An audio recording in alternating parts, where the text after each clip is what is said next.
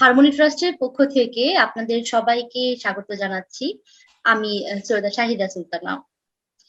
তো আজকে আমাদের যে topic, integrated approach in piles management.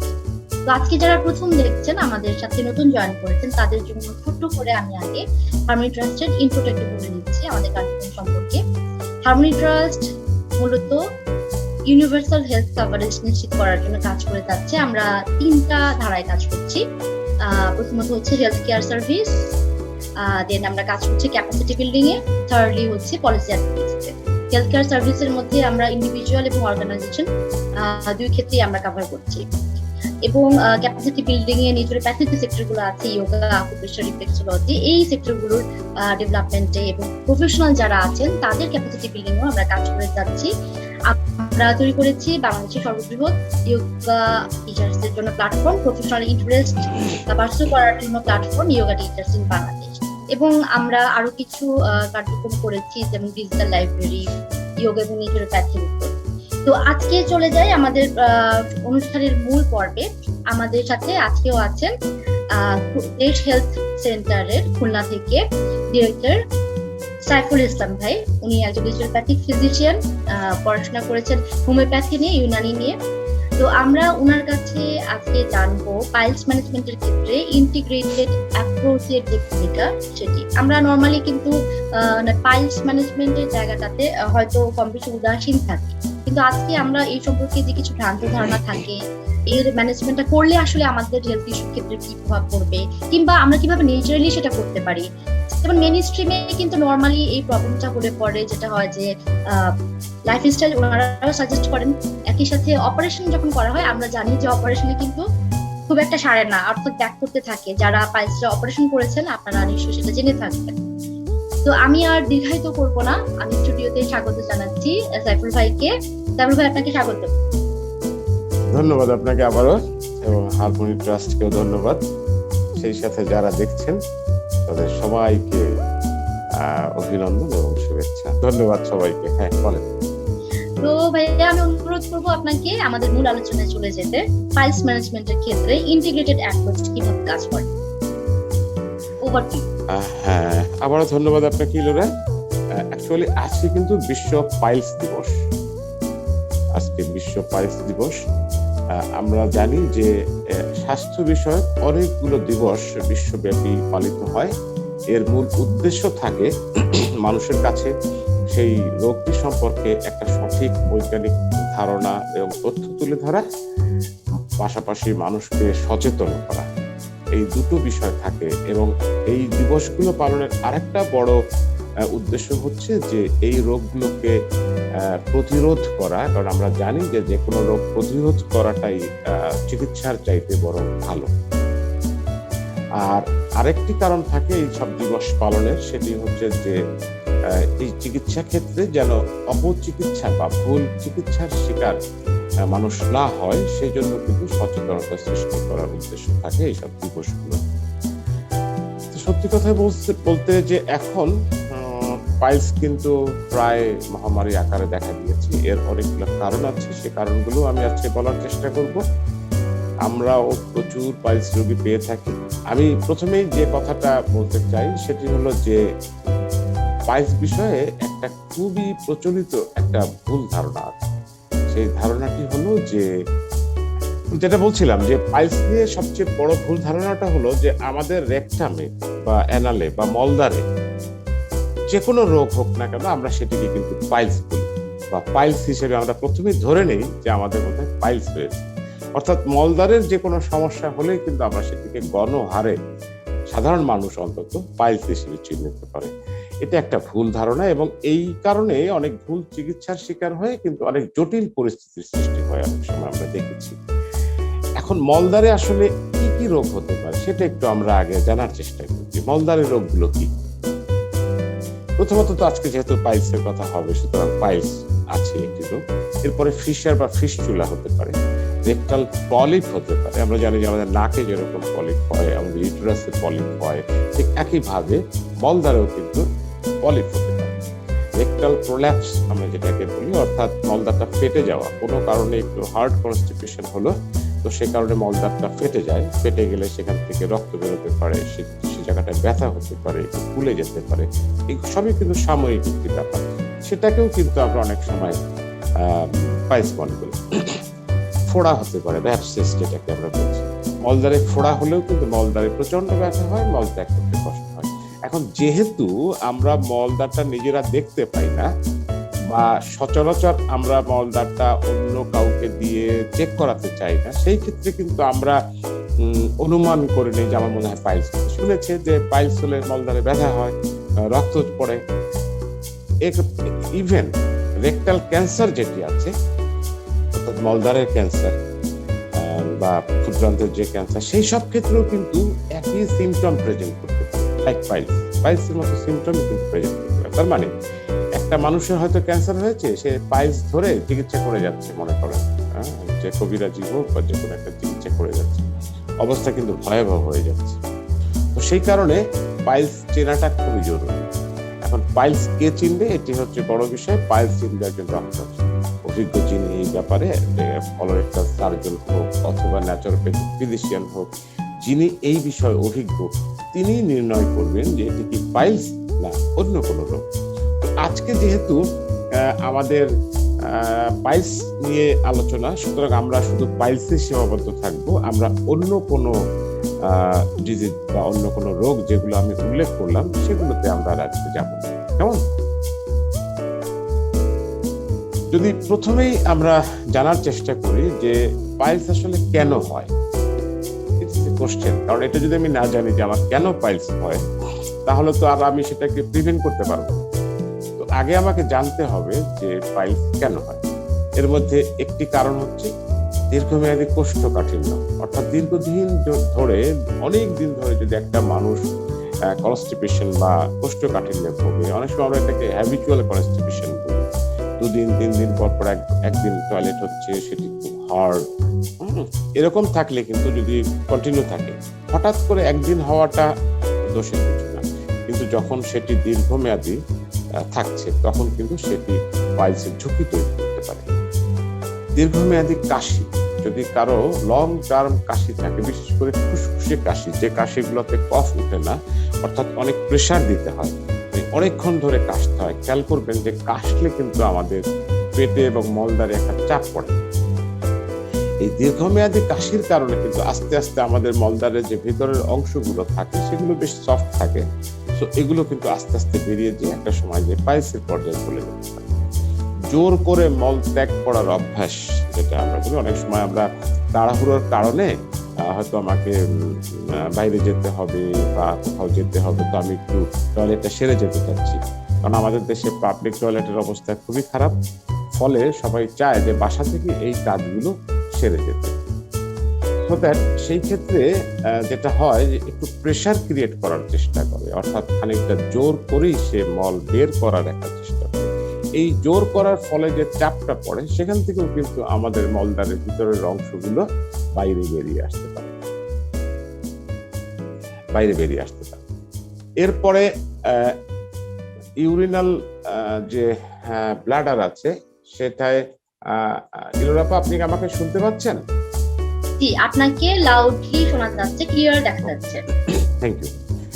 তো এর ছাড়াও মূত্রথলি বা ইউরিন ব্লাডারের কোনো মেকানিক্যাল ত্রুটি বা জটিলতার কারণে, অর্থাৎ যদি ব্লাডারটি কোনো কারণে একটা প্রেসার সৃষ্টি করে কোনো কারণে, সেক্ষেত্রেও কিন্তু আমাদের এই ধরনের মানে পাইলসের ঝুঁকি তৈরি হতে পারে। প্রেগনেন্সির সময় একটা পাইলস দেখা দেয়, আমরা দেখি অনেকেই প্রেগনেন্সির সময় একটা পাইলসের সমস্যা, কারণ যে একটা চাপ পড়ে তার যেহেতু পেটে, সুতরাং সেই ক্ষেত্রে মলদ্বারের উপরে প্রেসার পড়ার ফলে, এবং সেই পাইলসটা আবার অনেক সময় দীর্ঘমেয়াদী মানে থেকেই যায়, অনেক সময় দেখা যায়। দীর্ঘ সময় ধরে দাঁড়িয়ে বা বসে থাকাটা যাদের একটা কাজ, বা যারা থাকেন কোনো কারণে, সেটি পেশাগত হতে পারে বা অন্য কোনো কারণে হতে পারে, অকুপেশনাল হ্যাজার্ড যেটাকে আমরা বলছি। যেমন টিচার আছেন যারা, তারা হয়তো দীর্ঘ সময় দাঁড়িয়ে থাকছেন, বা আরো এরকম অনেকেই আছেন যারা দীর্ঘ সময় একটানা দাঁড়িয়ে থাকতে হচ্ছে, অথবা দীর্ঘ সময় একটানা বসে থাকতে হচ্ছে একটা নির্দিষ্ট পশ্চারে, তাদের ক্ষেত্রেও কিন্তু পাইলসের একটা ঝুঁকি থাকে বা এটি পাইলসের কারণ হতে পারে। ওবেসিটি, এটি তো অনেক রোগের একটা কারণ, ডায়াবেটিস সহ, হার্ট অ্যাটাক সহ, কিডনি সহ অনেক রোগের কারণ। ঠিক একইভাবে এই ওবেসিটি বা ওজন বেড়ে যাওয়াটাও কিন্তু পাইলসের একটা কারণ হতে পারে। খারাপ লাইফস্টাইল আমরা যেটাকে বলছি, অর্থাৎ তার খাওয়া গুণের কোনো ঠিক নাই, সুষম খাবার খাচ্ছে না, ফাস্ট ফুড খাচ্ছে, জাঙ্ক ফুড খাচ্ছে, অতিরিক্ত মশলা জাতীয় খাবার খাচ্ছে, এবং তার লাইফস্টাইলটাও ভালো না, কোনো শৃঙ্খলা নাই, সেক্ষেত্রেও কিন্তু পাইলসের সমস্যা তৈরি হওয়ার একটা ঝুঁকি থেকে যায়।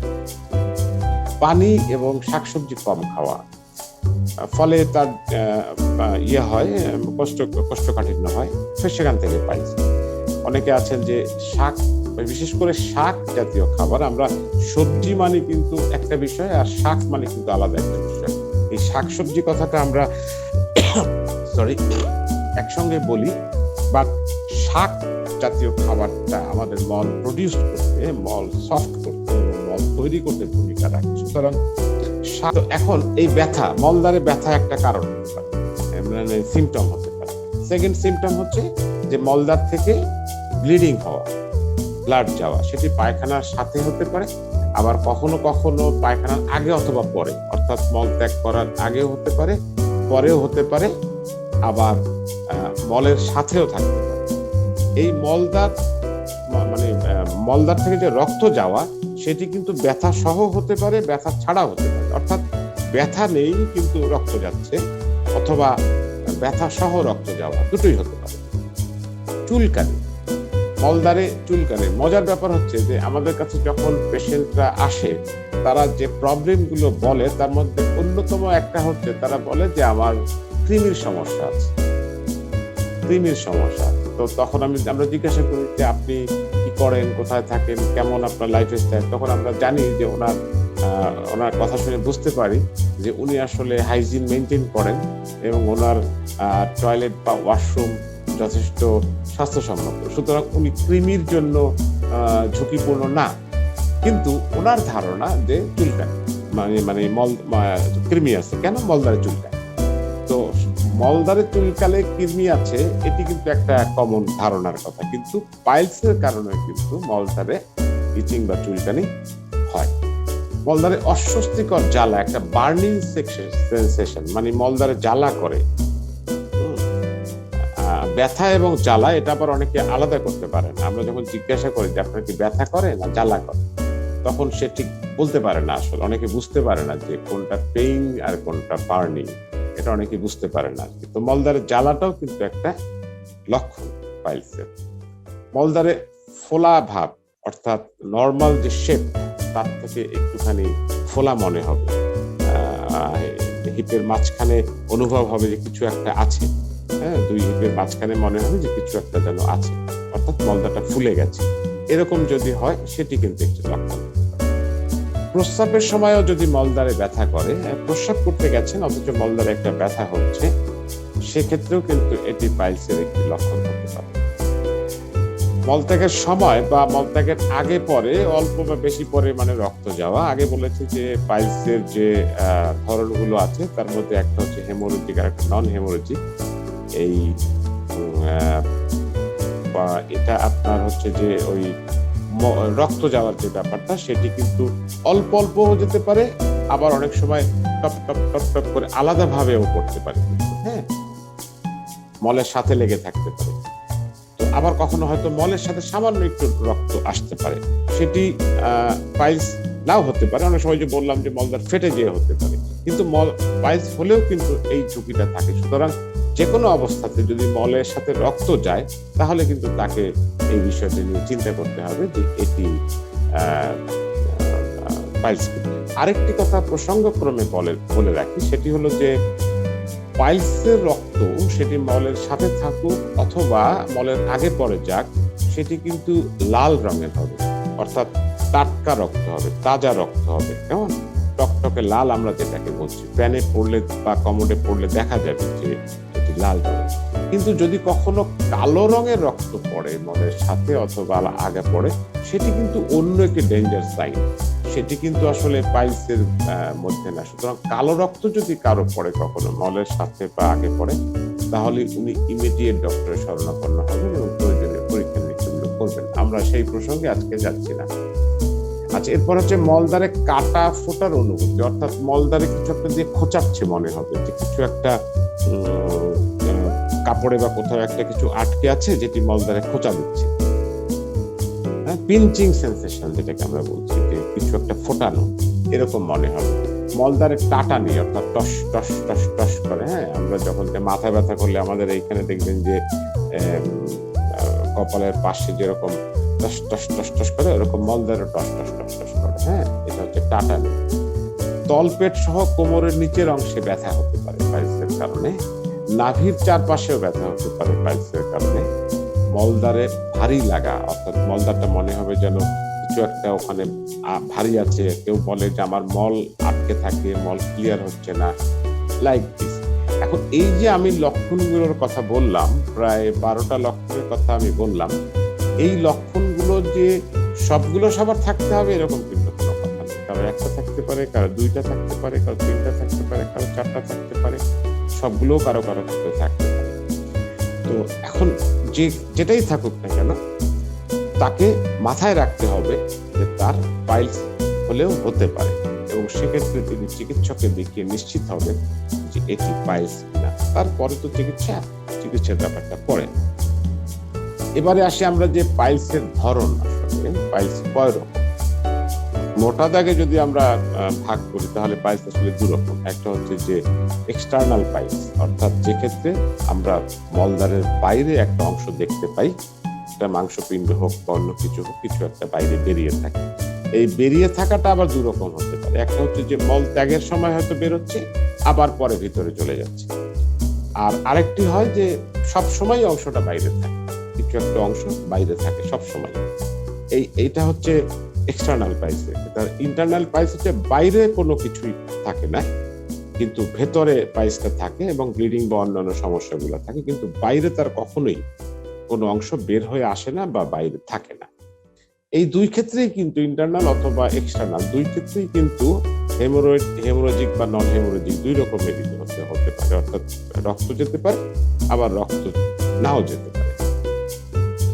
এবারে আসি আমরা যদি চিকিৎসার কথা বলি, পাইলসের চিকিৎসার কথা, তাহলে আমাদের দেশে দুর্ভাগ্যজনকভাবে আমাদের দেশে যতগুলো রোগের অপচিকিৎসা হয় বা ভুল চিকিৎসা হয়, তার মধ্যে পাইলস হচ্ছে সম্ভবত 1 নম্বরে। আমার অনুমান যে পাইলস 1 নম্বর। আপনারা দেখবেন মোড়ে মোড়ে সাইনবোর্ড আছে, এখানে অশ্ব, পাইলস, গেজ এগুলো ভালো করা হয়। নানা রকম চিকিৎসা, পানি পড়া, তেল পড়া, বহু রকম চিকিৎসা করা হয়, এবং প্রচুর পরিমাণে অপচিকিৎসা পাইলস দিয়ে আমাদের দেশে হয় এবং মানুষ যথেষ্ট ভোগে। এই অপচিকিৎসাগুলো 2 ধরনের হয়। একটা হচ্ছে যে কিছু মানুষ আছে বলে তারা গাছ গাছড়া ইত্যাদি দিয়ে তারা চিকিৎসা করে, আবার কেউ দাবি করে যে তারা ভালো হয়ে গেছে। সেগুলোর কতটুকু বৈজ্ঞানিক ভিত্তি আছে বা আসলে পাইলস ছিল কিনা, সেটি আসলে সেরেছে কিনা, এগুলোর কোনো ব্যাখ্যা পাওয়া যায় না। এরকম দেখবেন হাটে বাজারে নানা রকম গাছ গাছড়া বিক্রি হয়, মাজায় বেঁধে রাখলে পাইলস ছেড়ে যাবে। হ্যাঁ, এরকম অনেক কিছু আমরা দেখতে পাই। এরকম একটা ভুয়া কবিরাজি চিকিৎসা চলে পাইলসকে ঘিরে। আরেকটি হচ্ছে যে এক ধরনের ওদের চাইতে একটুখানি শিক্ষিত এক ধরনের প্রতারক ব্যবসায়ী আছেন, যারা শহরে হয়তো চেম্বার খুলে নিয়ে বসে, কেউ ডাক্তার লাগান অথবা কেউ লাগান না, পাইলস চিকিৎসালয়, পাইলস চিকিৎসা কেন্দ্র, বিনা অপারেশনে পাইলস ভালো করা হয় বলে চিকিৎসা করা হয়। মূলত সেখানে অ্যাসিড জাতীয় কিছু দ্রব্য পুশ করা হয়। সেই যে বাড়তি অংশটা থাকে পাইলসে, সেই জায়গাটায় অ্যাসিড জাতীয় কিছু দ্রব্য পুশ করা হয়, এবং এর ফলে সেটি শুকিয়ে বা পুড়ে পড়ে যায় এক সময়, অথবা কিছু একটা হয়। কিন্তু এতে আপাত দৃষ্টিতে হয়তো রোগীর কিছু সমস্যা চলে গেলেও যেতে পারে, বাট আমরা দেখেছি যে পরবর্তীতে এই রোগীদেরকে অনেক ভুগতে হয় এবং অনেক রকম পার্শ্ব প্রতিক্রিয়ার শিকার তারা হন, এবং এই চিকিৎসাগুলোর অ্যাকচুয়ালি কোনো বৈজ্ঞানিক ভিত্তি নেই। এখন এই অপচিকিৎসাগুলো কেন হয় অ্যাকচুয়ালি, সেক্ষেত্রে আমার কাছে মনে হয়েছে যে 3টা বড় কারণ হয়তো থাকতে পারে এই ক্ষেত্রে। প্রথম কথা হচ্ছে যে পর্যাপ্ত জ্ঞানের অভাব। ওই যে বললাম যে আসলে পাইলস নিয়ে অনেক ভুল ধারণা আছে। আমরা পাইলসটাকে সঠিকভাবে আইডেন্টিফাই করতে পারছি কিনা বা সেই রোগটি আসলে পাইলস কিনা সেটি একটি বড় বিষয়। সুতরাং এখানে যথেষ্ট জ্ঞানের অভাব আছে যিনি রোগী তার। এবং এই রোগটাকে সাধারণত একটা লজ্জাজনক রোগ হিসেবে চিহ্নিত করা হয়, শেয়ার করা হয় না কারোর সাথে, এটি কাউকে বলা হয় না যে আমার এই সমস্যাটা আছে। তো গোপনে গোপনে একজন মানুষ খোঁজার চেষ্টা করে যে এই রোগের চিকিৎসা কোথায় হয়। তো স্বাভাবিকভাবেই সে একজন মানে ভুল চিকিৎসকের শরণাপন্ন হয়ে যায় এবং সেখানে সে প্রচুর টাকা পয়সা খরচ করে এখান থেকে উদ্ধার পাওয়ার একটা চেষ্টা করে। রোগ নিয়ে আসলে তো লজ্জা করার কিছু নাই, তাই না? এটা লুকানোর ফলেই কিন্তু এটা কোনো সিক্রেট ডিজিজ না, এটা কোনো এমন কোনো রোগ না যেটি বললে সমাজ তাকে ছিছি করবে। সুতরাং পাইলস লুকানোর কিছু নাই। আরেকটা হচ্ছে যে পাইলসের যে প্রচলিত চিকিৎসা যেটি আছে, অর্থাৎ সার্জারি হচ্ছে পাইলসের একমাত্র চিকিৎসা। অ্যালোপ্যাথিতে ওষুধ দিয়ে চিকিৎসা হয়তো প্রাথমিক স্টেজে কিছু কিছু ক্ষেত্রে হলেও হতে পারে, কিন্তু ফাইনালি পাইলসের চিকিৎসা অপারেশনে। তো সেই ক্ষেত্রে চিকিৎসাটা বেশ একটু ব্যয়বহুল হওয়াতে মানুষ এই চিকিৎসাটা এড়িয়ে যায়। তো এড়িয়ে যাওয়ার ফলে তখন তারা সাধারণত এই সমস্ত অপচিকিৎসাগুলোর শিকার হয়ে যায়। এই তিনটা কারণ আমার কাছে মনে হয় যে পাইলসে ঘিরে যে অপচিকিৎসাগুলো চলে তার প্রধান কারণ হতে পারে। এখন তাহলে সঠিক চিকিৎসাটা আসলে কি? পাইলসের জন্য আমরা কোনটাকে সঠিক চিকিৎসা বলবো? প্রথমেই আসে মেইন স্ট্রিমিং যে চিকিৎসা ব্যবস্থাটা আছে অ্যালোপ্যাথি, সেক্ষেত্রে বললাম আগে যে সার্জারি হচ্ছে সেক্ষেত্রে আসলে একমাত্র চিকিৎসা এবং পারফেক্ট ট্রিটমেন্ট আর কি, বাকিগুলো সবই সাবসিডিয়ারি ট্রিটমেন্ট। তো সেই ক্ষেত্রে সার্জারির ক্ষেত্রে আগে করা হতো মলদার কেটে, বা এখনো করা হয় কোনো কোনো ক্ষেত্রে, কিন্তু লেটেস্ট যে অপারেশনটি এসছে সার্জারিটা হয় পাইলসে, সেটি হচ্ছে লং অপারেশন। এই লং অপারেশনটা অনেক সেফ। মলদার কেটে যেটা করা হয় সেটা করার পরেও আমরা দেখেছি যে পাইলস পরবর্তী মানে অপারেশন পরবর্তী জটিলতা বেশ কারো কারো ক্ষেত্রে থাকে, আবার রিপিট হয় কারো কারো ক্ষেত্রে, আবার পাইলস দেখা দেয় অপারেশনের পরেও। কিন্তু লংয়ের ক্ষেত্রে এই ঝুঁকিগুলো অনেক কম থাকে। তুলনামূলকভাবে পাইলস আবার হওয়ার সম্ভাবনাও খানিকটা কমে যায় এবং পোস্ট অপারেটিভ ঝামেলাগুলো প্রায় নাই বললেই চলে। কিন্তু এই ট্রিটমেন্টটা আসলে বেশ ব্যয়বহুল। এই ট্রিটমেন্টটা অত্যন্ত ব্যয়বহুল হওয়াতে অনেকে এটা এফোর্ড করতে পারে না, ফলে তারা অন্যান্য ভুল চিকিৎসায় যায়। এর বাইরে যদি আমরা মেইন স্ট্রিমিং চিকিৎসার বাইরে যাই, ট্রেডিশনাল ট্রিটমেন্টে যাই অথবা অল্টারনেটিভ ট্রিটমেন্টের কথা বলি, সেক্ষেত্রে আমি বলবো যে এক্ষেত্রে হোমিওপ্যাথি, বিশেষ করে হোমিওপ্যাথি এবং ইউনানি ব্যবস্থায় যথেষ্ট ভালো এবং প্রায় 100% কার্যকর চিকিৎসা আছে। কারণ আমরা নিজেরা অনেক পেশেন্ট সুস্থ করেছি, একদম কিওর হয়ে গেছে। এরকম সার্জারি কেস সার্জনের কাছে রেফার করা হয়েছে, সেরকম ডক্টর যারা সার্জারিতে ভয় পায়, আপনি জানেন যে আমাদের দেশের অনেক মানুষ সার্জারিতে ভয় পায়, তো সেক্ষেত্রে আমরা মেডিকেশন দিয়ে তাদেরকে ভালো করেছি। আরো কিছু পদ্ধতি হয়তো আছে। এখানে সাইফুল ভাই আপনাকে সরি থামিয়ে আমিও একটু সংযোগ করতে চাই। সেটা হচ্ছে যে আপনি এইমাত্র যেটা বললেন যে হোমিওপ্যাথি ইউনানিতে পাইলসের ক্ষেত্রে কিন্তু সার্জারি পর্যন্ত যেতে হয় নাই। তো সেম এক্সপেরিয়েন্সটা হয়েছে আমার রিফ্লেক্সোলজির ক্ষেত্রে। ওনার এজ 70 আপ। তো ওনার এরকম অপারেশনের জন্য যখন উনি মানে ডাক্তারের সাথে কথা বলে সময় ঠিক করলেন, তো পরবর্তীতে ওনার নিয়ে উনি বললেন যে আপু আমরা এটা ট্রাই করতে পারি, আমরা অপারেশনের ডেট ঠিক আছে, তো এই 1 মাস পরে ডেট, তো এর মধ্যে আমরা একটু ট্রাই করি রিফ্লেক্সোলজিটা। তো ওনাদের মানে ইচ্ছাই আমরা পরে ওনাকে সার্ভিসটা দিয়ে থাকি এবং ওনাকে কিন্তু অপারেশনটা করতে হয় না। এবং লাইফ স্টাইল অনেক বড় একটা ব্যাপার। সো রিফ্লেক্সোলজিতে সেই জায়গাটা থেকে একটু দূরে চলে আসছে, মানে অপারেশন টেবিলে যেতে হয় নাই। বাকিটুকুর জন্য কিন্তু লাইফ স্টাইলের প্রসঙ্গটা লাগবেই, মানে খাবার দাবারের জায়গায়, যেটা আমি জানি যে আপনার আলোচনায় আসে। তো এই আর কি ইয়োগার ক্ষেত্রে যেমন এমন রয়েছে। তবে এই যে একদম সিভিয়ার অবস্থা, যে অপারেশনে যেতে হবে, ওই সিচুয়েশনে রিফ্লেক্সোলজির ক্ষেত্রে আমি চমৎকার পেয়েছি, একদম বাস্তব এক্সপেরিয়েন্স। তো এটা দর্শকদের উদ্দেশ্যে শেয়ার করার। ওকে সাইফুল ভাই, প্লিজ কন্টিনিউ। আমি শুধু এটুকুই বলতে পারি যে যদি কেউ অপারেশন করতে চাইলে আমরা তাকে মোটেই নিরুৎসাহিত করি না। তিনি অবশ্যই অপারেশন করবেন, এটি তার স্বাধীনতা, তার চিন্তা, তার সামর্থ্যের ব্যাপার। কিন্তু যদি কেউ অপারেশন করতে না চান, তাহলে নিশ্চিতভাবে আমি বলতে পারি যে পাইলস ওষুধ দিয়ে সারা সম্ভব এবং সেটি বিজ্ঞান ভিত্তিক। এবং এখন বাজারে ন্যাচারাল মেডিসিন প্রচুর পরিমাণে অনেক আধুনিক মান সম্পন্ন এবং বেশ বড় বড় কোম্পানি কিন্তু আমাদের দেশে পাইলসের ওষুধ তৈরি করছে। কিন্তু এই ওষুধগুলো কিছুটা হচ্ছে যে সহকারী হিসেবে কাজ করে। এই ক্ষেত্রে আসলে যদি অল্টারনেটিভ ট্রিটমেন্টকে আমরা ধরি তাহলে একদম 100% কিওরের ক্ষেত্রে কিন্তু হোমিওপ্যাথিকে আমি 1 নম্বরে রাখবো এবং হোমিওপ্যাথি চিকিৎসা ক্ষেত্রে যথেষ্ট কার্যকরী। আমরা নিজেরা তার প্রত্যক্ষ সাক্ষী এবং আমাদের অনেক পেশেন্ট ভালো হয়েছেন। এখন এখানে একটি বিষয় আছে, সেটি হলো যে এই পাইলসের কিছু স্টেজ আছে, first stage, second stage, third stage, fourth stage.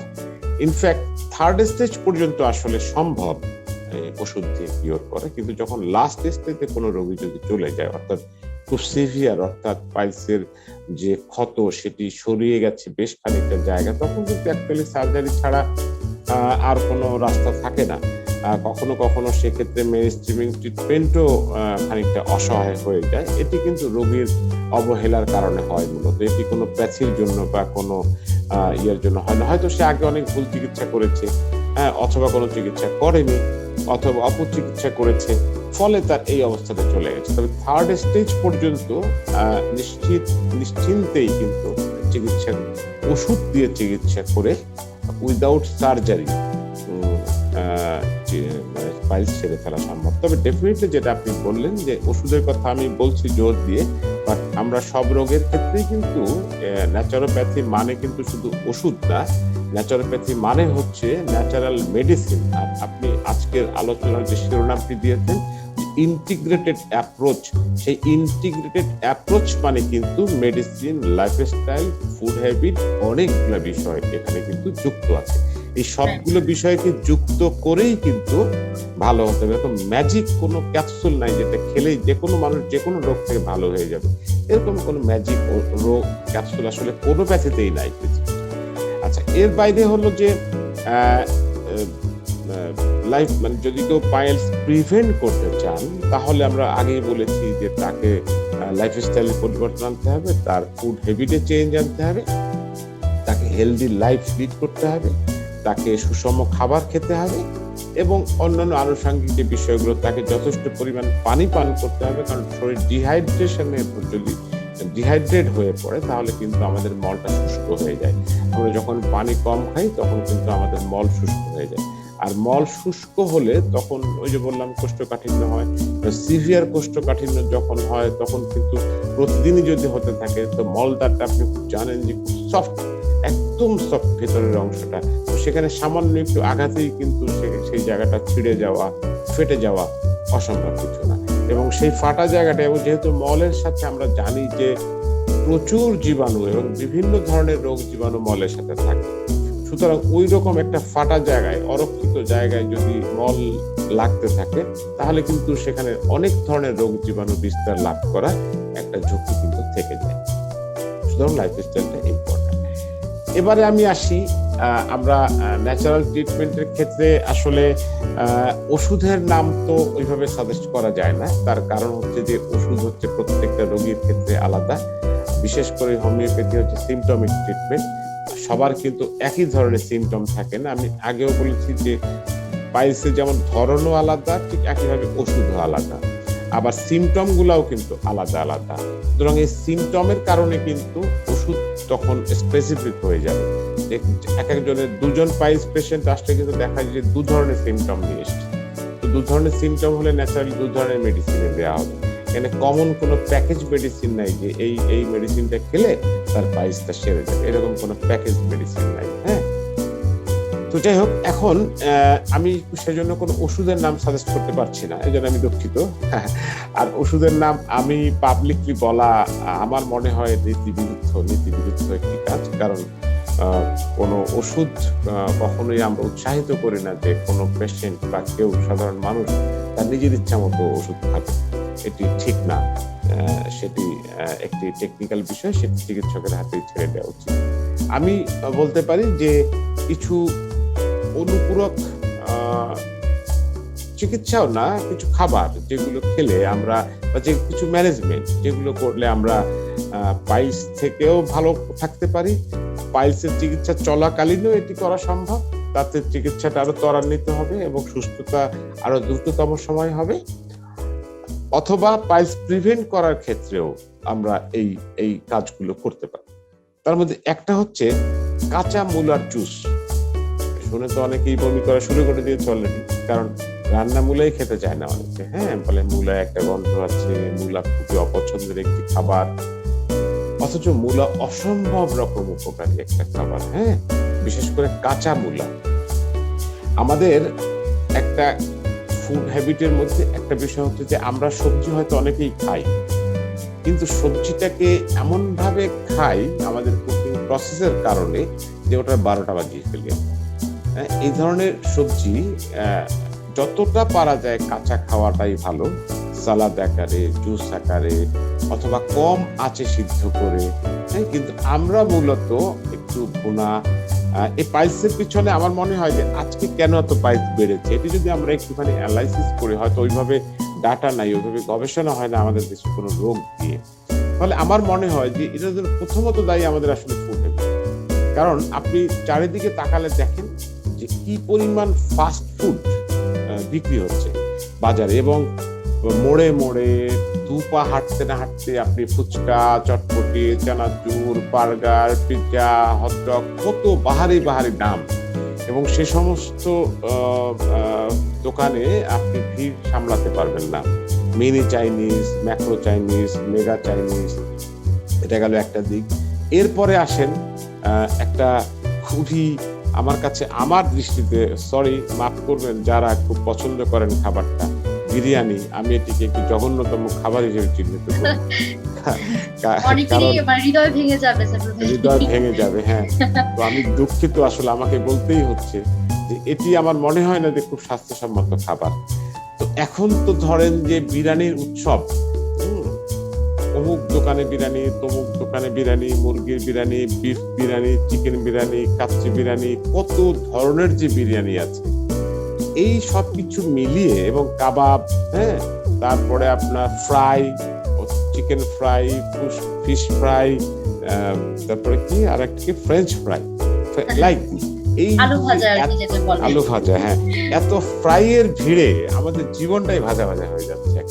আপনি যদি দেখেন যে ভাজা, একটা কথা বলা হয় যে আপনি যা খাবেন আপনি কিন্তু আসলে তাই, মানে আপনার রিফ্লেকশনটা হচ্ছে সেরকমই হবে আপনি যা যা খাবেন। হ্যাঁ, আপনি আপেল খেলে আপেলের মতো দেখতে হবে, কমলা খেলে কমলার মতো দেখতে হবে।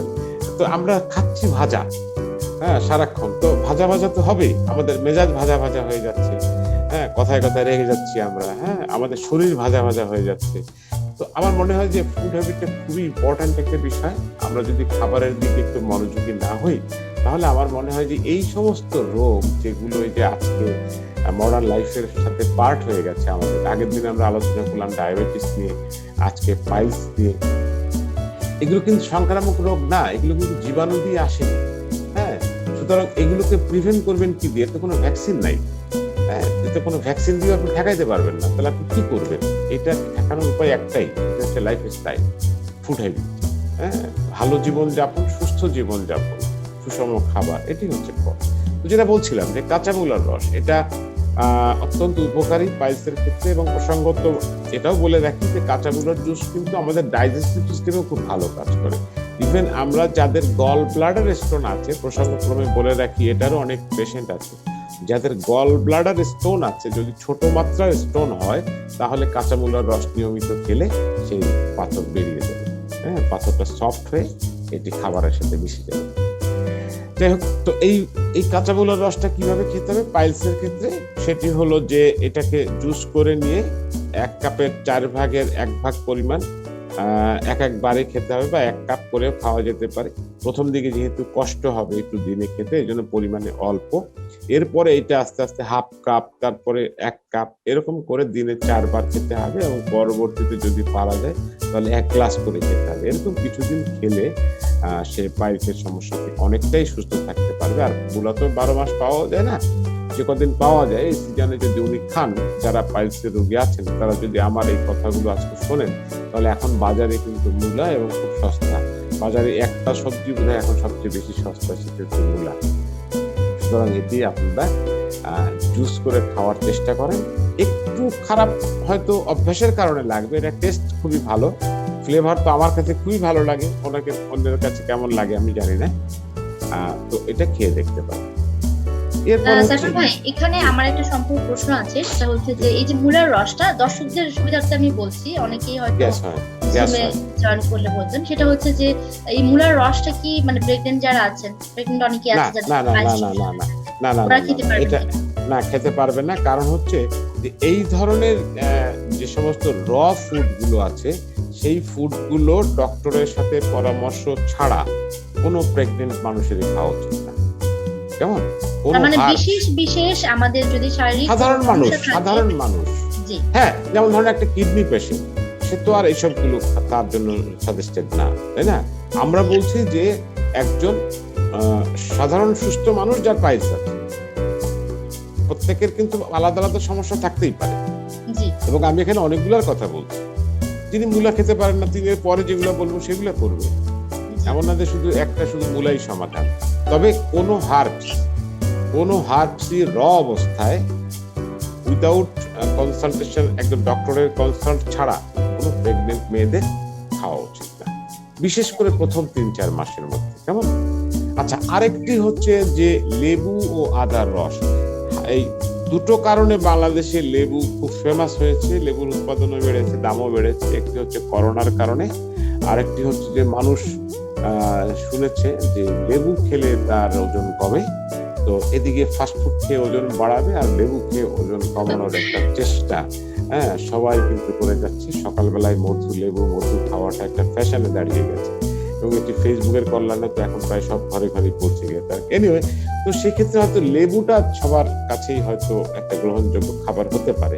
তো এই লেবুর সাথে একটু আদার রস যদি মিশিয়ে নেওয়া যায়, অর্থাৎ লেবুর রসের সাথে একটু আদার রস মিশিয়ে একসঙ্গে করে 1 চামচ পরিমাণ আদার রস এবং লেবুর রস হবে, অর্থাৎ 1 চামচ আদার রস, 1 চামচ লেবু এবং 1 চামচ মধু, এই মিশ্রণটা দিনে অন্তত 2 বার করে পান করতে হবে।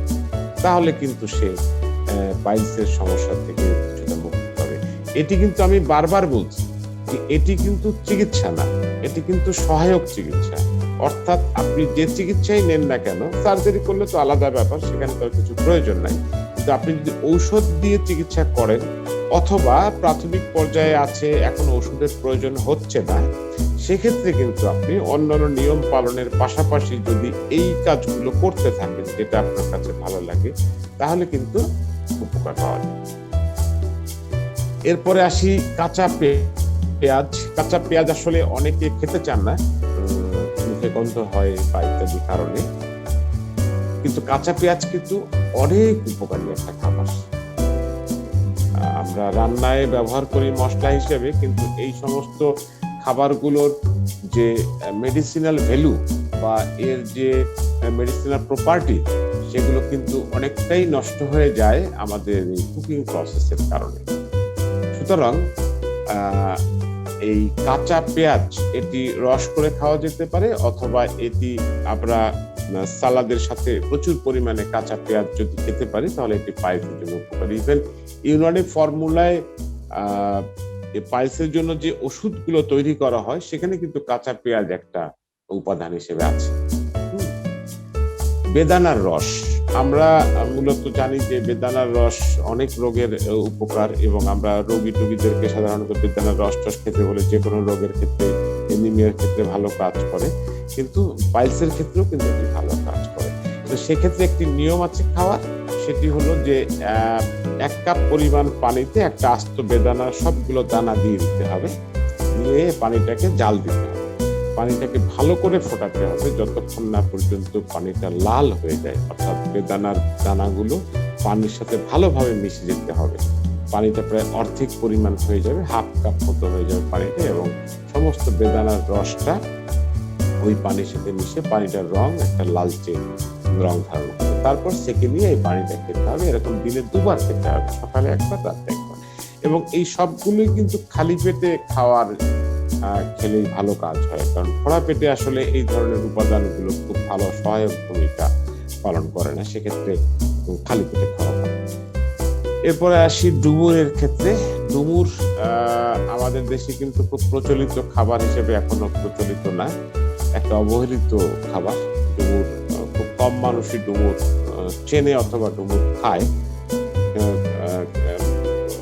প্রায় বিনা যত্নেই কিন্তু ডুমুর গাছগুলো হয়, আমি দেখি বিভিন্ন জায়গায় গাছে ডুমুর ধরে থাকে, ডুমুর ধরে খায় না। কিছু কিছু বাজারে বিক্রিও হয় ডুমুর, কিন্তু এই ডুমুর কিন্তু বেশ উপকারী পাইলসের জন্য। এক্ষেত্রে কিছু শুকনার ডুমুর নিতে হবে, কয়েকটা শুকনার ডুমুর নিয়ে সেই ডুমুরটা সন্ধ্যায় একটা গ্লাসে 1 গ্লাস পানির মধ্যে 4-5টা ডুমুর ধুয়ে ভিজিয়ে রাখতে হবে।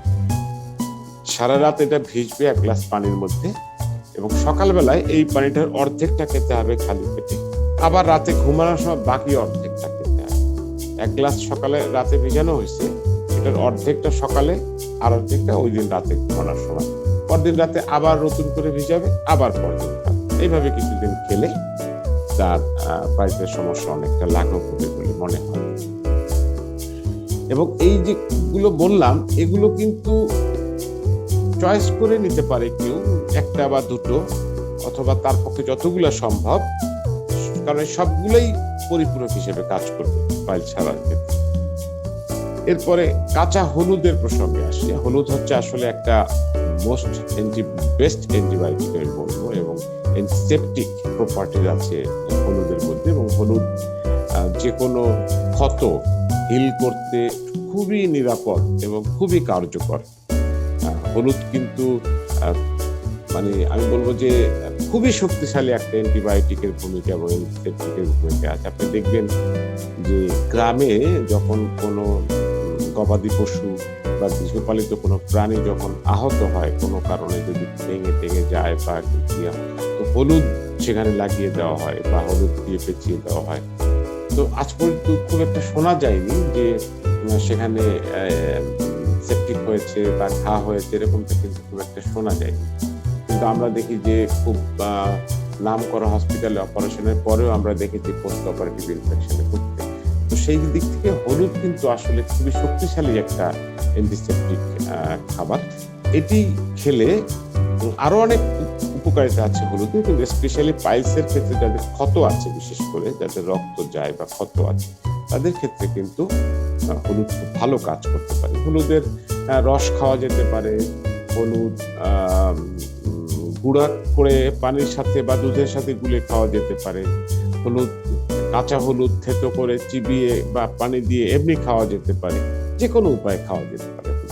হলুদ অত্যন্ত উপকারী, বিশেষ করে এই ঠান্ডার সময়ও কিন্তু হলুদ খেলে কিন্তু তার ঠান্ডা প্রোটেক্ট হবে। এবং ওই যে আদা, লেবু এবং মধুর যে রসের কথা বললাম, সেটি কিন্তু এই সিজনের জন্য খুবই উপকারী, বিশেষ করে ঠান্ডা প্রতিরোধ করার জন্য কিন্তু এটি একটি বেস্ট মেডিসিন হতে পারে।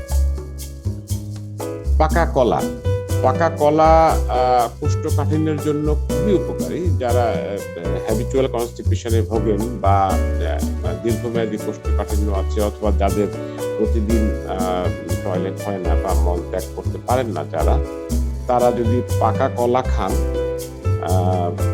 দিনে অন্তত 2টো বা তারও বেশি, তাহলে তারা কিন্তু এই সমস্যা থেকে রেহাই পাবেন। বিশেষ করে খাওয়ার পরে, পাকা কলা সাধারণত খাওয়ার পরে খাওয়ার কথাই বলা হয়, খালি পেটে পাকা কলা না খাওয়াই ভালো। সেক্ষেত্রে কিন্তু তার যে কনস্টিপেশনের ইয়েটা কমে যাবে, প্রবণতাটা কমে যাবে। আর মানে ওষুধ দিয়ে যে আমরা ট্রিটমেন্ট যখন করি পাইলসের, তখন আমাদের ফার্স্ট অবজেক্টিভটা হচ্ছে যে তার মলটাকে সফট রাখা। চিকিৎসা চলাকালীন সময়ে তার ঘাটা আস্তে আস্তে শুকিয়ে আসবে, বা যে পলিপটা আছে সেটি আস্তে আস্তে শুকিয়ে আসবে। এখন এই সময়ের মধ্যে যদি আবার তার কনস্টিপেশন হয়, তখন ওই জায়গাটি নতুন করে আবার ক্ষত তৈরি হবে। সো আমাদের ফার্স্ট টার্গেটটাই থাকে যে চিকিৎসা চলাকালীন সময়ে যেন তার কনস্টিপেশন না হয়। সেক্ষেত্রে কিন্তু কলা একটা ভালো ভূমিকা পালন করে। কলা খেলে কিন্তু আমাদের কনস্টিপেশনের অনেকটাই কমে যায়। তবে পাইলসের ক্ষেত্রে কলা খাওয়ার একটা নিয়ম আছে, সেটি হচ্ছে যে সয়াবিন মিল্ক এর সাথে যদি কলা খাওয়া যায়, হ্যাঁ, সয়াবিন মিল্কের সাথে কলা ব্লেন্ডার দিয়ে জুস করে খাওয়া যেতে পারে, অথবা সয়াবিন কলা চিবিয়ে সেটাকে সয়াবিনের দুধ দিয়ে গিলে খাওয়া যেতে পারে। এভাবে যদি খাওয়া যায় তাহলে পাইলসের জন্য সেটি বেশ উপকারী একটা ভূমিকা রাখতে পারে। ডাল, কয়েক ধরনের ডাল পাইলসের জন্য উপকারী, যেমন তিসি, খেসারি, মসুর, এই ডালগুলো, অর্থাৎ যে কোনো ধরনের ডালই রোগী খেতে পারে। সেটি রান্না করেই খেতে হবে, ডাল তো আর কাঁচা খাওয়া যাবে না, ডাল রান্না করেই খেতে হবে। তো ডাল বিশেষ করে রোগীরা স্যুপের মতো করে শুধু ডালই খেতে পারে, ভাতের সাথে আর কতটুকু ডালই বা খাওয়া যায়। তো আলাদা করে তারা ডাল যদি খান তাহলে পাইলসের রোগী যারা আছেন তারা উপকার পাবেন। অলিভ অয়েল, অলিভ অয়েলটা খুব ভালো একটা জিনিস। এখন virgin olive oil, extra virgin olive oil যেটা আছে এটা খাওয়া যায়, আপনি সম্ভবত জানেন। এবং পৃথিবীর অনেক দেশেই কিন্তু অলিভ অয়েল রান্নায়ও ব্যবহার করা হয় এবং অলিভ অয়েল বেশ নিরাপদ একটি তেল হিসেবে চিহ্নিত। এটি খারাপ কোলেস্টেরল মুক্ত এবং ভালো কোলেস্টেরল তৈরি করতে ভূমিকা রাখে। তো অলিভ অয়েল এমনি হেলদি, হার্টের জন্য উপকারী এবং সার্বিকভাবে অলিভ অয়েল অনেক উপকারী। তো কেউ যদি ভার্জিন অলিভ অয়েল খেতে পারে 2 চামচ করে প্রতিদিন এবং একইভাবে যদি সেটি মলদ্বারে লাগাতে পারে তাহলে কিন্তু তার পাইলসের সমস্যাটা, ব্যথা যন্ত্রণা যেগুলো আছে সেগুলো বেশ খারাপ।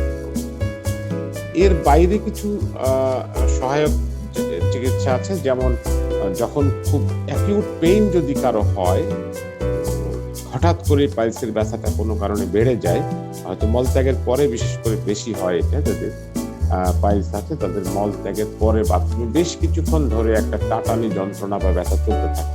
অনেকে বলেন যে 1 ঘন্টা 1 ঘন্টা পর্যন্ত ব্যথা থাকে।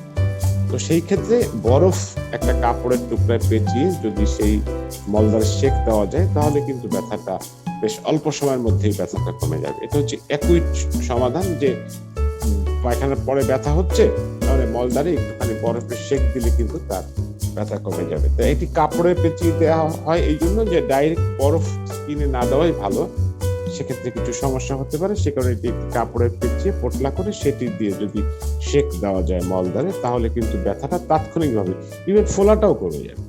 যদি কারো মলদ্বারটা হঠাৎ করে ফুলে যায় তাহলে কিন্তু তার ফোলাটাও কমে যায়। তারপর জ্বালা, যেটা আমি বললাম যে বার্নিং সেন্সেশন, অর্থাৎ পেইন, বার্নিং এবং ইনফ্লামেশন, তিনটেই কিন্তু কমে যাবে যদি বরফ সেক দেওয়া হয়। অ্যাপেল সিডার ভিনেগার, এটিও এখন বাংলাদেশে বেশ মোটামুটি পরিচিত, অনেকেই এটি খান হার্টের জন্য, কোলেস্টেরল কমানোর জন্য। এটিও কিন্তু আপনার ইয়ের জন্য, বিশেষ করে ইন্টারনাল পাইলস যাদের আছে তারা যদি এই অ্যাপেল সিডার ভিনেগার 1 চামচ পরিমাণ ভিনেগার পানিতে মিশিয়ে তার সাথে একটুখানি মধু মিশিয়ে যদি দিনে 2 বার করে খান তাহলে তারা পাইলসের জন্য উপকার পাবেন। এবং অ্যাপেল সিডার ভিনেগারের অন্যান্য যে উপকারিতাগুলো আছে সেগুলো তো থাকছেই, বোনাস হিসেবে উনি পাইলসের জন্য উপকার পাবেন যদি এটি খেতে পারে। এর বাইরেও অ্যাপেল সিডার ভিনেগারও একইভাবে যদি একটুখানি তুলায় ভিজিয়ে যদি মলদ্বারে লাগানো যায় তাহলে যে বার্নিং বা পেইন যেটা আছে সেটি কিন্তু তাৎক্ষণিকভাবে কমে যাবে, কয়েক মিনিটের মধ্যেই কিন্তু ব্যথা থেকে উপশম পায়। যদি কারো এরকম মলদ্বারে হঠাৎ জ্বালা শুরু হয় অথবা ব্যথা শুরু হয় বিশেষ করে মলত্যাগের পরে, তাহলে তার যদি অ্যাপেল সিডার ভিনেগার ঘরে থাকে বা হাতের কাছে থাকে তাহলে তিনি অল্প একটুখানি নিয়ে তুলায় ভিজিয়ে যদি মলদ্বারে লাগান তাহলে ব্যথাটা তাৎক্ষণিকভাবে কমে যায়। অ্যালোভেরা খুব পরিচিত একটা হার্বস, এখন কসমেটিক্স তো এখন অ্যালোভেরা ছাড়া হচ্ছেই না এবং অনেকেই এখন অ্যালোভেরা রূপচর্চায় ব্যবহৃত এটি সবাই সবচেয়ে বেশি জানে, কিন্তু অ্যালোভেরা আসলে অনেক ব্যবহার আছে। পৃথিবীর অনেক দেশে অ্যালোভেরা কিন্তু রান্না করেও খাওয়া হয় এবং অ্যালোভেরা বেশ উপকারী একটা বিষয়। বিশেষ অ্যালোভেরার যে জেলটা আছে এটি কিন্তু যাদের এক্সটার্নাল পাইলস, তো আমি আগেই বলেছি যে বাইরে বেরিয়ে থাকে একটি অংশ মলদ্বারের বাইরে, সেই জায়গায় যদি অ্যালোভেরা জেল লাগানো যায় তাহলে কিন্তু দ্রুত ব্যথাটা কমে যায় এবং জায়গাটায় যে বার্নিং সেন্সেশন অথবা অন্যান্য যে সমস্ত সমস্যাগুলো আছে সেগুলো কিন্তু কমে যায়। এর বাইরে অ্যালোভেরা জেল খেতেও পারেন অনেকে, অ্যালোভেরা জেল খেলেও কিন্তু তার পাইলসের জন্য উপকার হবে। এবং একইভাবে অ্যালোভেরা জেলটা যদি আগে যে বরফের কথা বললাম, যদি কারো সুযোগ থাকে তো অ্যালোভেরা জেল উনি যদি কিউব করে ফ্রিজ করে রাখেন, বরফের টুকরা বানিয়ে রাখেন, সেটি যদি কাপড়ে পেঁচিয়ে যদি সেক দেন মলদ্বারে তাহলে আরো দ্রুত, অর্থাৎ শুধু বরফ দিলে যত দ্রুত ব্যথাটা কমতো বা জ্বালাটা কমতো তার থেকেও দ্রুততম সময়ের মধ্যে ব্যথা এবং জ্বালাটা কমে যাবে মলদ্বারে। হ্যাঁ, তো এটা হচ্ছে যে যাদের মলদ্বারে ব্যথা হয়, জ্বালা হয়, তারা এই ট্রিটমেন্টগুলো করলে তাৎক্ষণিকভাবে তাদের ব্যথাগুলো কমে যাবে। ইসবগুলের ভুসি খুব কমন একটা খাবার, অনেকে এমনি খান, ফাইবার সমৃদ্ধ একটা খাবার। এটি বাউল মুভমেন্টে সহযোগিতা করে, আপনারা জানেন, অনেকেই খান। এবং ইসবগুলের ভুসির অনেক ধরনের উপকারিতা আছে। বাজারে এখন ইসবগুলের ভুসি কিনতে পাওয়া যায়। ওষুধ কোম্পানিগুলো এখন ইসবগুলের ভুসি মেডিকেটেড ফর্মে তৈরি করছে, তার সাথে আরো কিছু ইনগ্রেডিয়েন্টস মিশিয়ে দিয়ে। সেটি খেলেও কিন্তু যদি পাইলসের রোগী যারা আছেন, ওই যে বললাম যে পাইলস চিকিৎসার ফার্স্ট অবজেক্টিভটা হচ্ছে আমাদের স্টুলটাকে সফট রাখা, সেই ক্ষেত্রে এবং সাফিসিয়েন্ট ইসবগুলের ভুসি যেটা করে সেটা হচ্ছে যে সাফিসিয়েন্ট মল প্রডিউস করতে এবং মলটা নিঃসরণ সহজ করে। কারণ মল নিঃসরণে যদি বাধা হয় তখনই কিন্তু এই জটিলতাগুলো তৈরি হচ্ছে। কেমন? এখন এই ভুসি খাওয়ার ক্ষেত্রে যে ভুলটা সবাই করে, বা আগে যেটা হতো, এখন হয়তো অনেকে অ্যাওয়ার হয়েছে, সেটি হলো যে সাধারণত আমরা ছোটবেলায় দেখতাম আর কি, যে রাতে ভুসিটা একটা গ্লাসে 1 চামচ বা 2 চামচ ভুসি দিয়ে পানি দিয়ে ভিজিয়ে রাখা হতো, সকালে ওটা খাওয়া হতো, ভালো একটা জেলি জেলি ভাব তৈরি হতো আর কি। তো এটি আসলে একটা রং থিওরি। ইসবগুলের ভুসি খাওয়ার নিয়ম হলো 1 গ্লাস উষ্ণ পানিতে রাতে ঘুমানোর আগে 1 গ্লাস ওয়ার্ম ওয়াটারের মধ্যে 2 চামচ ভুসি গুলে তাৎক্ষণিক খেয়ে নিতে হবে। ওই যে জেল যেটা তৈরি হবে সেটি পেটের মধ্যে যে তৈরি হবে, এবং পেটের মধ্যে যে যখন জেলটা তৈরি হবে তখন সে পুশ করলে মলটা ইজি হবে বের হওয়াটা। এটি হচ্ছে ফর্মুলা। সুতরাং রাতে ঘুমানোর আগে 1 গ্লাস ওয়ার্ম ওয়াটারে 2 চামচ ইসবগুলের ভুসি মিশিয়ে যদি খান, তাহলে যারা পাইলসে ভুগছেন তারা উপকার পাবেন। এখন এর বাইরে কিছু ম্যানেজমেন্টের কথা বলবো। শেষ আলোচনায় শেষের দিকে প্রায় চলে আসছি আমরা। সাকিব ভাই, ম্যানেজমেন্টের পার্টে আপনি যাওয়ার আগে আমি একটু সংযুক্তি আনতে চাই এখানের মধ্যে পাইলস ম্যানেজমেন্টের জায়গায়। যেমন আমি শুরুতে বলেছিলাম যে রিফ্লেক্সোলজি এখানের মধ্যে খুব কুইক রেসপন্স করে। যেমন সাকিব ভাই যেটা বললেন যে বরফটাকে কাপড়ে পেঁচিয়ে ইনস্ট্যান্ট মানে রিলিফ পাওয়া যায়, এটার পাশাপাশি আমরা যদি মানে ইন্টিগ্রেটেড অ্যাপ্রোচ বলতে তো আসলে প্যারালালি ট্রিটমেন্ট চলতে পারে, পার্শ্ব প্রতিক্রিয়া নেই। তো সেই আঙ্গিক থেকে আমি বলবো যে পাইলসের যে পয়েন্ট আছে আমাদের 2 হাতে 2 পায়ে রিফ্লেক্সোলজির, ওটাতে যদি আমরা রেগুলার 2 বেলা থেরাপি করি, যখন আমরা দেখিয়ে দেন, আমি একটু শিখিয়ে দেব। জি জি। তো পায়েরটা তো আমার দেখানো সম্ভব হবে না, কিন্তু আমাদের ইউটিউব চ্যানেল আছে হারমোনি ট্রাস্টের, আমরা ওখানে ভিডিও আপলোড করলে দর্শকরা আপনারা ওখান থেকে দেখে নিতে পারেন।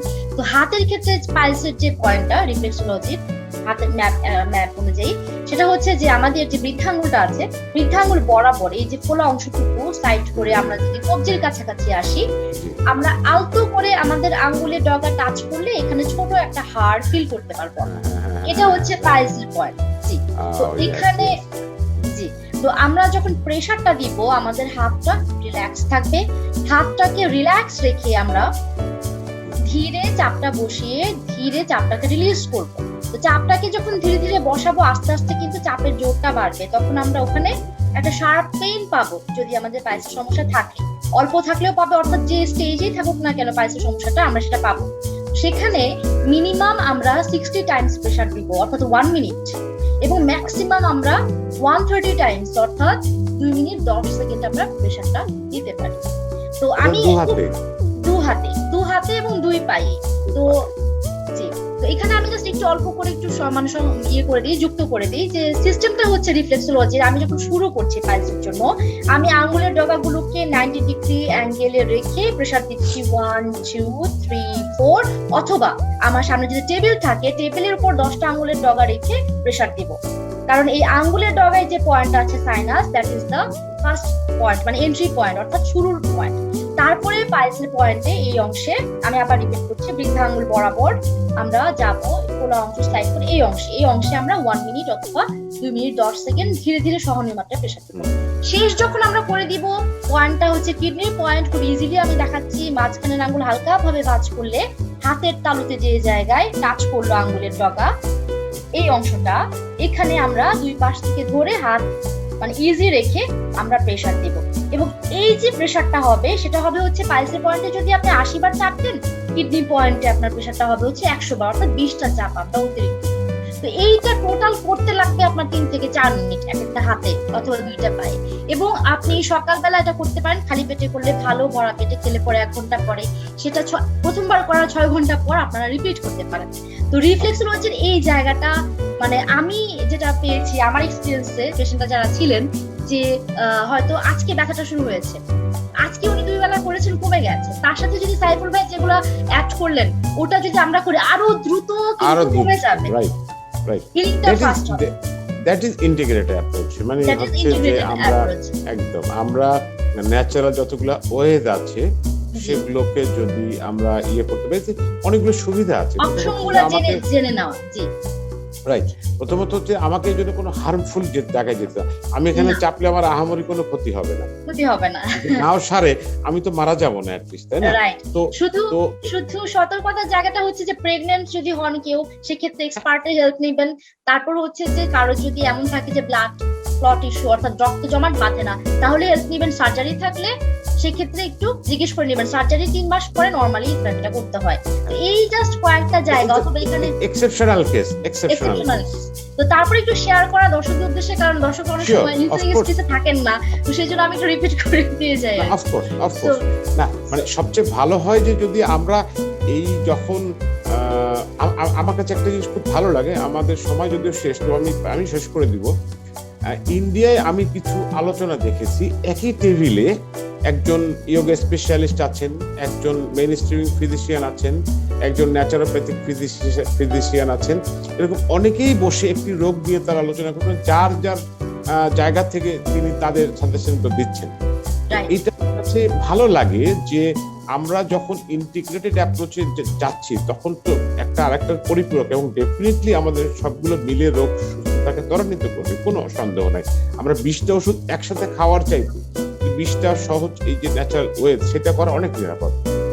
আমাদের দেশে দুর্ভাগ্য হচ্ছে যে আমরা যারা এই আলাদা আলাদা সেক্টরে আছি, তারা অ্যাকচুয়ালি টলারেন্স লেভেলটা আমাদের এরকম যে আরেকটি সেক্টরকে আমরা একেবারেই পাত্তা দিতে চাচ্ছি বা সেটিকে আমরা কোনোভাবেই গ্রহণযোগ্য মনে করছি। সেটি দুর্ভাগ্যজনক। জি, আমি ম্যানেজমেন্টের জায়গা থেকে আরেকটা অংশ বলে আমার অংশটুকু আমি শেষ করব। ইয়োগাতে আমি খুব সহজ ভাবে বলছি, আমি এখানে আসলে নামও বলবো না, আসলে নরমালি আপনারা কিভাবে করবেন বলে নেই। বজ্রাসন বলে এটাকে, নামাজ পড়ার সময় আমরা সেজদা দিয়ে যখন বসি, যেভাবে বসি আমাদের হিলের করে, দ্যাট ইজ হচ্ছে বজ্রাসন। যাই হোক, তো যারা বজ্রাসন মনে রাখতে পারবেন না, কোনো সমস্যা নেই, আপনারা ওভাবে বসবেন। বসে যেটা করতে হবে, আপনার মলদ্বারের সংকোচন প্রসারণটা, সেটা করলে যেটা হয় যে ওখানে ব্লাড সার্কুলেশনটা বাড়ে। সার্কুলেশন বাড়া মানে হচ্ছে আপনার ওখানে অতিরিক্ত যা কিছু আছে নেচারালি সেটা আস্তে আস্তে আস্তে আস্তে রিমুভ হয়ে যাবে। তো এটা হচ্ছে ইয়োগার জায়গা থেকে আমি জাস্ট একটা শেয়ার করলাম। তো এবার চলে যাই সাইফুল ভাইয়ের কাছে। জি, থ্যাংক ইউ ইলোরা। এই যে লাস্ট আপনি যেটা বললেন, আমরা কিন্তু এটিকে প্রত্যেকটা রোগীকে একদম ম্যান্ডেটরি করে দেই আমাদের চিকিৎসার ক্ষেত্রে, কিন্তু আমরা সেখানে একটি কথা বলে দিই যে তার কোনো আসন ফলো করার দরকার নেই। তিনি অফিসের চেয়ারে যখন কাজ করছেন, তিনি তখন তার মলদ্বারের এক্সারসাইজটা করতেই পারেন, কেউ দেখছে না। উনি নিজে জাস্ট সংকোচন প্রসারণ। আমরা বলি যে আমরা যখন মল আটকে রাখতে চাই তখন আমরা যেটা করি সেটা, আর যখন আমরা মল ত্যাগ করি তখন সেটা। এই 2টা কাজ করবেন আপনি, এতে 2টা কাজ হয়। একটা হলো এবং এটি হচ্ছে যে আমাদের মলদ্বারে আসলে কি একটা রিং এর মতো, মানে এখানে একটা ইলাস্টিসিটি, একটা গার্ডারের মতো, এটি খুলে যাচ্ছে আবার বন্ধ হচ্ছে। এই যে মল ধরে রাখতে না পারার যে একটা সমস্যা, বিশেষ করে বয়স জনিত সময় আমরা দেখি যে মল ধরে রাখতে পারছে না, বেগ আসার সাথে সাথে উনি কাপড় নষ্ট করে ফেলছেন। এটি কিন্তু তার এই মলদ্বারের ইলাস্টিসিটি কমে গেছে। মলদ্বার অনেক সময় মলদ্বার বলি যে মলদ্বার হা করে আছে, মানে খুলে আছে। তো এটি হচ্ছে এই ইলাস্টিসিটিটা, এখানের মাংসপেশিগুলো দুর্বল হয়ে গেছে। তো যখন মলদ্বারের চারিপাশের মাংসপেশিগুলো দুর্বল হয়ে যায়, তখন অটোমেটিক্যালি ওর ভেতরের যে জিনিসপত্র আছে সেগুলো বাইরে চলে আসতে পারে। তো সুতরাং সেখানে পাইলস হওয়ার ঝুঁকি থেকেই যায়। তাহলে এই ইলাস্টিসিটিটা বাড়ানো কিন্তু খুবই গুরুত্বপূর্ণ একটা বিষয়, যে আমাদের মলদ্বারের চারিপাশের মাংসপেশির যে সক্ষমতা এবং তার ক্ষমতা সেটিকে বাড়ানো, এবং একই সাথে ওর যে ইলাস্টিসিটি, যেটা অর্থাৎ সংকোচন প্রসারণের যে ক্ষমতা, সেটি খুব সহজেই বিনা ব্যয়ে, বিনা খরচে, কোনো এক্সট্রা সময় এটার জন্য আমার লাগছে না, কোনো আলাদা জায়গায় আমার যাওয়ার দরকার নেই, আমি দাঁড়িয়ে বসে শুয়ে সব অবস্থায় এটি করতে পারি। এটি কিন্তু আমরা সব পেশেন্টদেরকে বলে দিই। তো লাস্টে আমি যেটা আলোচনা করব সেটি হলো যে পাইলস ম্যানেজমেন্টের ক্ষেত্রে, সব রোগের ক্ষেত্রে আমি আগের দিনও বলেছি ওষুধের ভূমিকা হচ্ছে 20%, 80% হচ্ছে আসলে ম্যানেজমেন্টের ভূমিকা। যিনি যত ভালো ম্যানেজ করতে পারবেন এবং ম্যানেজমেন্টটা ঠিকঠাক রাখতে পারবেন, তিনি তত দ্রুত আরোগ্য হবেন। ইনফ্যাক্ট ওষুধের ক্ষেত্রেও কিন্তু যিনি ম্যানেজমেন্ট ঠিক করছেন, ওষুধ খাচ্ছেন, তার ওষুধে যে কাজ হবে, আর যিনি ম্যানেজমেন্ট ঠিক রাখছেন না, শুধু ওষুধ খাচ্ছেন, তার এত ভালো কাজ কখনোই হবে না। এটা অত্যন্ত পরীক্ষিত একটি বিষয়। সেক্ষেত্রে কি করতে হবে পাইলসের ক্ষেত্রে? যে খাবারগুলো তার ডাইজেস্টিভ সমস্যা হয়, অর্থাৎ ঠিকমতো হজম হয় না, যে খাবারগুলো খেলে তার পেট গুটবাট করে সরি অথবা তার লুজ মোশন হয় বা কিছু, এই খাবারগুলো উনি পারতপক্ষে এড়িয়ে চলবেন চিকিৎসা চলাকালীন সময় এবং তার সিস্টেমটা ঠিক হওয়ার আগ পর্যন্ত। নিয়মিত মল ত্যাগ করা, এটি কিন্তু টয়লেট ট্রেনিংটা একটা খুব ইম্পর্টেন্ট একটা বিষয়। আমরা যেমন কোনো কিছু নিয়ম মেনে করি না, ঠিক একইভাবে মল ত্যাগের ক্ষেত্রেও কিন্তু আমরা কোনো নিয়ম মানতে রাজি না, যখন আসবে তখন যাব, এটা ঠিক না। নির্দিষ্ট একটি সময় মল ত্যাগের একটি অভ্যাস গড়ে তোলা উচিত। ছোটবেলা থেকেই এটি করা ভালো, না হলেও অ্যাটলিস্ট চর্চা নিয়ে আসা যে একটি নির্দিষ্ট সময়, আমার সুবিধাজনক একটি সময়, দিনে একবার মল ত্যাগে তো স্বাভাবিক, ইভেন 3 দিনে একবারও স্বাভাবিক, আবার একদিনে 3 বার মলও স্বাভাবিক। দিনে যদি 3 বারের বেশি হয় সেটিকে আমরা বলছি ডায়রিয়া, আর যদি 3 দিনের পরে যে বাথরুম হয় সেটিকে আমরা বলছি কনস্টিপেশন। সুতরাং নির্দিষ্ট একটি সময় মল ত্যাগ করার একটা অভ্যাস করে তুলতে হবে। সাফিসিয়েন্ট রেস্ট নাও, অ্যাডিকুয়েট রেস্ট যেটাকে আমরা বলি। আমরা এখন যেটা হয় আমাদের মডার্ন লাইফে, আমাদের সাফিসিয়েন্ট রেস্ট হয় না, একটানা আমরা পরিশ্রম করে যাচ্ছি, কিন্তু এটিও স্বাস্থ্যসম্মত না। পর্যাপ্ত পরিমাণ বিশ্রাম, অর্থাৎ আমাদের যে 8 ঘন্টা মিনিমাম বিশ্রাম নেওয়া দরকার ঘুম সহ, সেটি নিশ্চিত করা। মল ত্যাগের সময় বসার ধরন কিন্তু একটা ইম্পর্ট্যান্ট একটা ফ্যাক্টর আমাদের বসার কারণে, কারণ মল ত্যাগ তো আমাদের প্রতিদিন একবার করতেই হয় মিনিমাম। তো সেক্ষেত্রে আমরা যদি ভুল পদ্ধতিতে বসতে থাকি ছোটবেলা থেকেই, তাহলে কিন্তু আমাদের ইন্টেস্টাইনে, আমাদের স্টমাকে, আমাদের মলদ্বারে একটা ভুল প্রেসার পড়ে, ফলে এখানে কিন্তু একটা পাইলসের ঝুঁকি তৈরি হতে পারে। প্রথমেই বলি যে এখন অনেকেই আছেন যারা কমোড ব্যবহার করে। তো এই কমোড ব্যবহারের ক্ষেত্রে যেটা হয় যে মলটা ঠিক মতো ক্লিয়ার হয় না, এবং সেক্ষেত্রে মলদ্বারে একটা ভুল প্রেসার পড়ার একটা ঝুঁকি থাকে।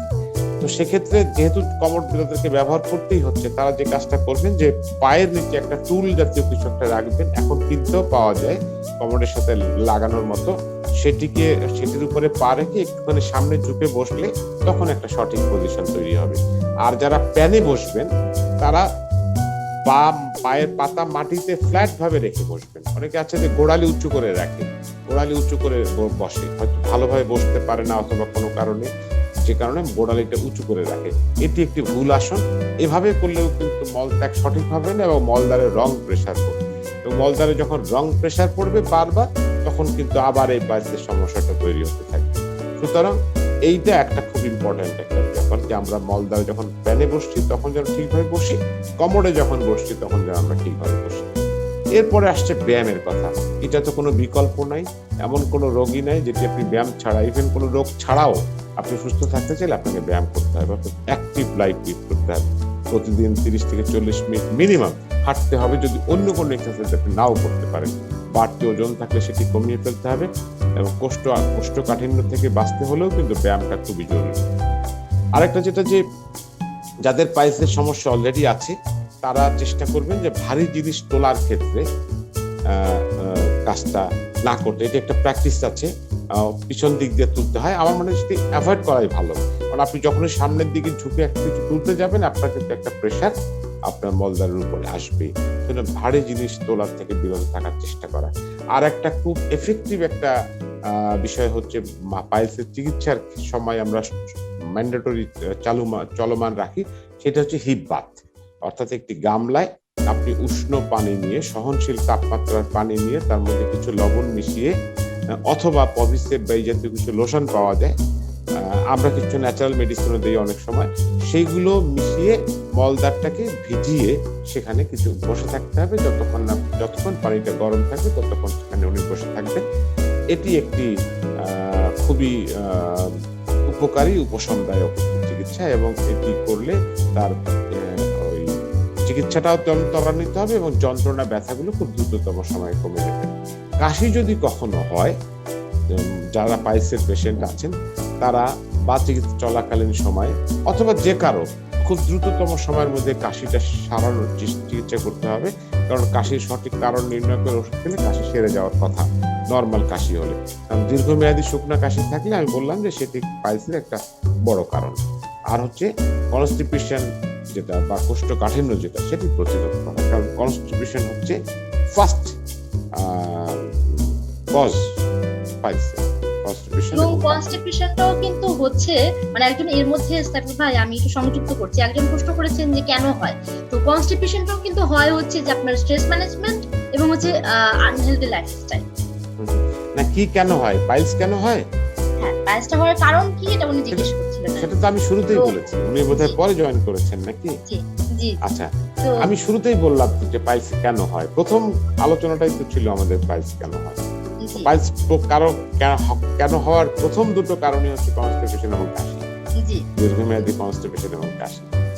অনেক সময় এইটা ফ্যামিলি হেরিডিটির সাথে যুক্ত করার চেষ্টা করা হয়, খোঁজ নেওয়া হয়, আমরাও হিস্টরি নেই যে ফ্যামিলিতে আছে কিনা, তো আমরা খোঁজ পাই যে হ্যাঁ ফ্যামিলিতে অনেক সময় আছে, কিন্তু এটি যে সবসময় সঠিক তাও না। তো আমরা ওখানে মিলিয়ে দেখেছি যে আসলে পরিবারে যার কনস্টিপেশন মানে পাইলসের সমস্যা আছে, তিনি ওই পরিবারের মেম্বার যে পরিবারে এই ফুড হ্যাবিট এবং অন্যান্য লাইফস্টাইল গুলো সঠিক নাই, ফলে উনি সেটি রপ্ত করেছেন, উনিও সেটাই শিখেছেন, যে কারণে ওনার পাইলস হয়েছে। সেটিকে আমি কি পারিবারিক বলবো নাকি আসলে লাইফস্টাইলের মধ্যে পড়ে?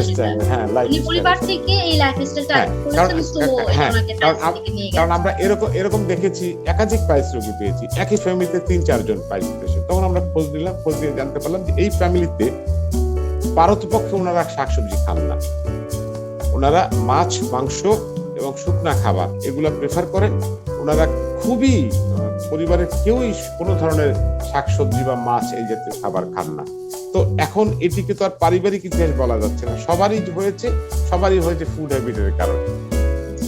আচ্ছা ভাই, আমি এর মধ্যে আরেকটা প্রশ্ন একটু আপনার সাথে শেয়ার করছি। অভিজিৎ কে সেনগুপ্ত উনি প্রশ্ন করেছেন যে নির্দিষ্ট সময়ে মল ত্যাগ করার অভ্যাস করার জন্য আসলে কি করলে ভালো হয়? এটা হলো যে এটা আসলে টয়লেট ট্রেনিং, আমি বললাম যে এটা ছোটবেলা থেকেই করতে পারলে ভালো, বাচ্চাদেরকে ট্রেনিং করাতে পারলে ভালো। এখন সবার জন্য আলোচনাটা বলছি যে বাচ্চারা যারা আছেন তাদের এখন থেকে প্র্যাকটিস করবেন, আর বড়রা যেটি করবেন সেটি হচ্ছে যে আপনি একটা নির্দিষ্ট সময় টয়লেটে যেয়ে বসবেন, প্রেসার দিবেন না। প্রথমে হচ্ছে কি, মল ত্যাগের সাথে কিন্তু আমাদের মাইন্ডসেট একটা বিষয় থাকে।